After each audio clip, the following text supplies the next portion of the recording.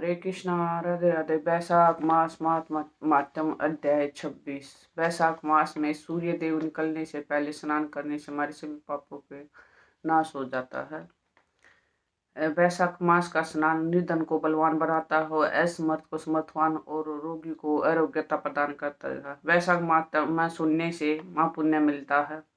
वैशाख मास में अनजाने में की गई पूजा का भी महाफल मिलता है, तो जानबूझ कर गई पूजा का तो फल अनंत होता है। वैशाख मास में स्नान दान और उपवास करने से भयानक से भयानक पापों का नाश हो जाता है। अगर आप पूरे वैशाख मास का स्नान न कर सके तो अंतिम 5 दिनों का स्नान हमें जरूर से जरूर करना चाहिए। इससे भी हमें पूरे वैशाख का फल मिलता है। अब श्री गणेश जी महाराज और अपने गुरुदेव को याद करते हुए वैशाख मास मातम अध्याय 26 को सुनते हैं। विघ्न कटे संकट मिटे, मंगल हो हर काज, बाधाएं सब दूर करे, हुए गणपति महाराज। बोलो गणेश जी महाराज की जय। गुरु आपके उपकार का कैसे चुकाऊं मैं मोल, लाख कीमती धन भला गुरु मेरे अनमोल। बोलो गुरुदेव महाराज की जय।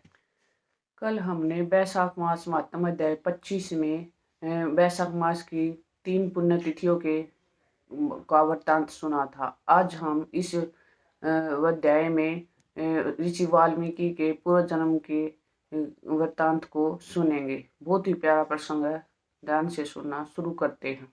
राजा श्रुतकीर्ति बोले, हे मुनिवर, मैंने वैशाख के फलदायक सब धर्म सुने, परंतु सुनते सुनते अभी मेरी तृप्ति नहीं होती है। अतः मुक्ति भुक्ति के दाता विष्णु भगवान को प्रसन्न करने वाले दिव्य धर्मों का वर्णन कीजिए। राजा को इन वचनों को सुनकर अति प्रसन्न हो श्रुदेव जी बोले, राजन, मैं पाप को नष्ट करने वाली एक कथा आपको सुनाता हूँ। तू चित्त लगाकर सुन। यह वैशाख के धर्म संबंधी कथा मुनियों द्वारा प्रसिद्ध है।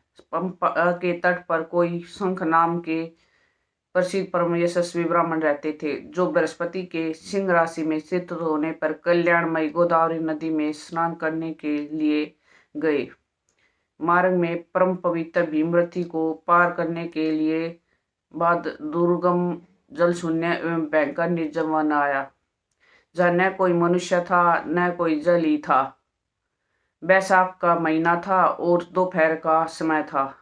वे तेज धूप से दुखित हो किसी वृक्ष के नीचे जा बैठे।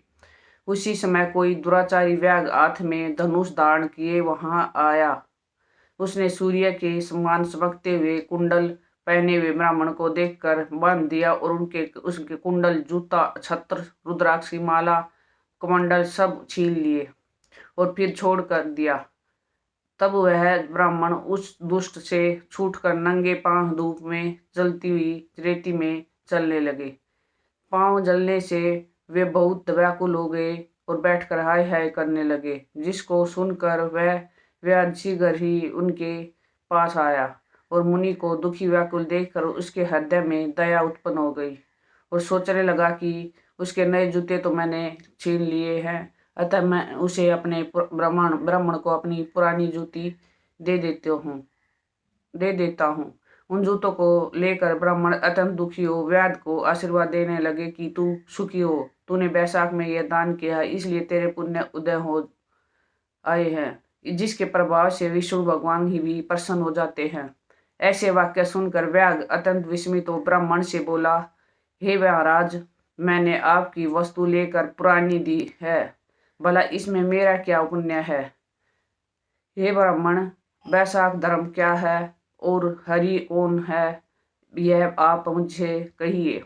व्याध के ऐसे वचन सुनकर संत प्रसन्न हुए और वैशाख की प्रशंसा करने लगे और सब धर्मों का फल तो जन्मांतर से मिलता है, परंतु वैशाख में इस पापचारी दुर्बुद्धि दुरात्मा व्याध ने पात्र दान किया था, जिसके फल से तत्काल सद्बुद्धि हो गई। संपूर्ण दान, तप, बड़े से बड़े यज्ञ तथा तीर्थ यात्रा करने से विष्णु भगवान प्रसन्न नहीं होते, परंतु वैशाख युक्त धर्म करने से प्रसन्न होते हैं। इस माधव मास में जो कृत्य थोड़े से धन से सिद्ध होते हैं, यह बहुत खर्च करने अथवा दान या धर्म यज्ञों के करने से भी सिद्ध नहीं होते। इस मास में तप तापनाश करने वाली पादुका तूने मुझको दी है, जिससे भगवान तेरे ऊपर प्रसन्न हो गए हैं। अब तुझे कल्याण की प्राप्ति होगी। जब मुनीश्वर ऐसा कह रहे थे, उसी समय मृत्यु द्वारा प्रेरित बड़ा बलि सिंह व्याध के वध के लिए अत्यंत क्रोध कर दौड़ता आया। बीच में देवयोग से दैव कल्पित हाथी को देखकर पहले उसको मारने का महान उद्योग करने लगा।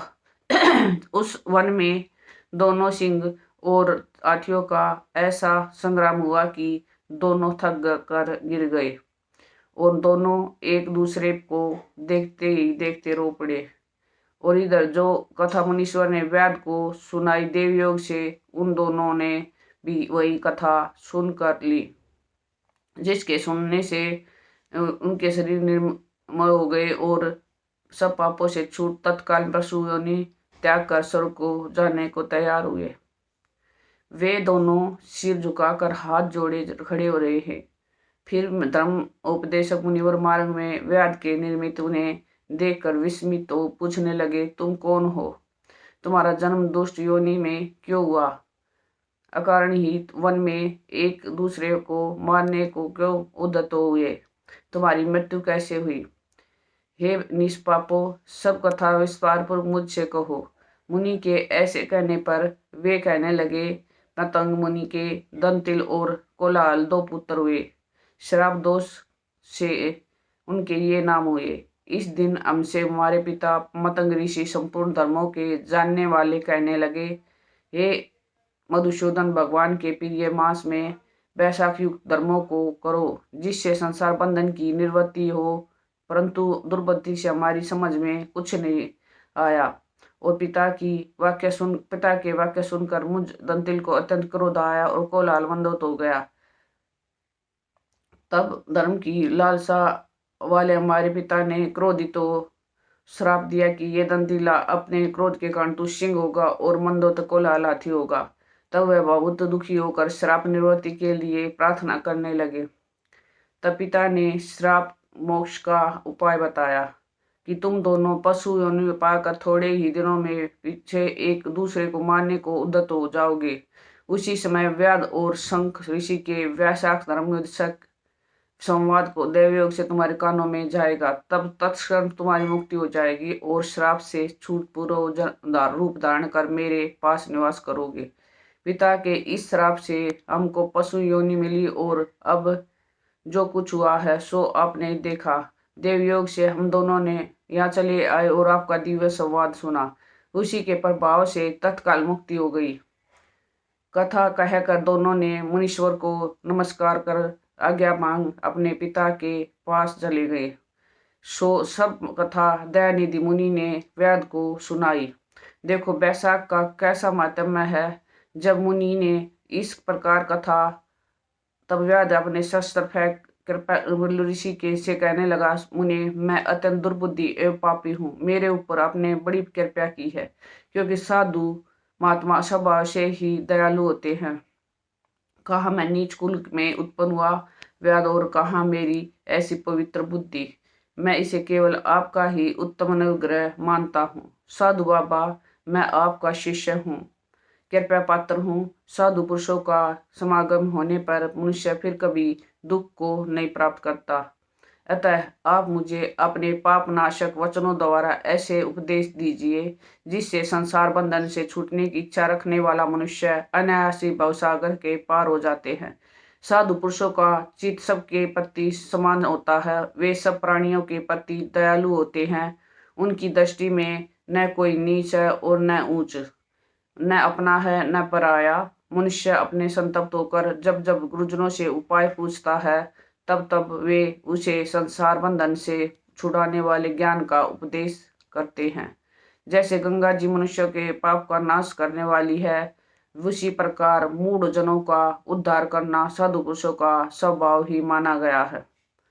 व्याध के ये वचन सुनकर ऋषि शंख ने कहा, व्याध, यदि तुम कल्याण चाहते हो तो वैशाख में भगवान विष्णु को प्रसन्न और संसार समुद्र से पार करने वाले दिव्य धर्म बतलाए गए हैं, उनका पालन करो। फिर ऋषि पुनः बोले, हे व्याध, यहाँ धूप बहुत सताती है, न यहाँ छाया है और न पानी है। कहीं दूसरी ओर छाया की जगह मैं चलकर जल पीकर स्वस्थित हो तेरे सामने विष्णु भगवान के माधव मास का मातम जो पापनाशक है वर्णन करूंगा। मुनि की यह बात सुनकर व्याध वहां से थोड़ी ही दूर पर एक निर्मल सरोवर पर ले गया, जहां पर जल के जीव बगुला राजहंस आदि सरोवर में शोभा दे रहे थे तथा कुमुदनी कोकनद आदि अनेक प्रकार के कमल शोभा दे रहे थे और भोरे गुंजार कर रहे थे।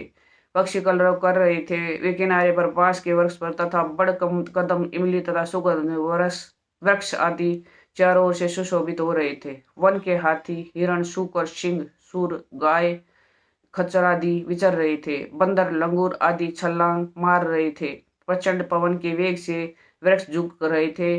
मुनि ने उस रमणीक सरोवर में जाकर स्नान किया और वस्त्र धारण कर नित्य कर्म पूजन आदि किया। फिर देव पूजा करने के पश्चात व्याध के लाए श्रमहारी एवं स्वादिष्ट कैफ का फल खाया।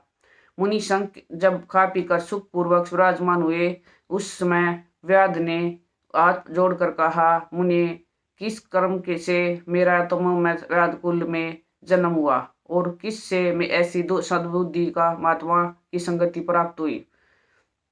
फिर यदि आप ठीक समझे तो मैंने जो कुछ पूछा है यह कथा अन्य जानने योग्य बातें भी मुझसे कहिए। वैशाख मास माध्यम अध्याय 26 संपूर्णम। कल हम आगे की कथा वैशाख मास माध्यम अध्याय 27 में सुने। अंत में एक बात बताते कि हम सब पर भगवान श्री कृष्ण की साक्षात कृपा जो हम ये वैशाख मास माध्यम सुन पा रहे हैं। अब हमें इस कृपा को और बढ़ाना और वैशाख मास में स्नान दान व्रत करके अधिक से अधिक पुण्य अर्जित करने हैं, क्योंकि हमें पता कि यह जीवन हमारा क्षणभंगुर है। क्षणभंगुर जीवन है, पगले कर ले प्रभु का ध्यान रे, न जाने इस देह का पंछी कर जाए पछतान रे। इसलिए हमें ज्यादा से ज्यादा नाम जाप करके जन्म मृत्यु से मुक्ति पाले और सांस के साथ नाम जाप करते रहे। इसलिए प्रेम से मन से भाव से हर समय नाम जाप करते रहो और सांस के साथ कहते रहो हरे कृष्णा कृष्णा कृष्णा हरे हरे, हरे Ram Ram Ram Hare Hare. Please in video को ज्यादा से ज्यादा शेयर कीजिए, अपने शास्त्रों का ज्यादा से ज्यादा प्रचार कीजिए, ये भी एक सेवा है। राधे राधे।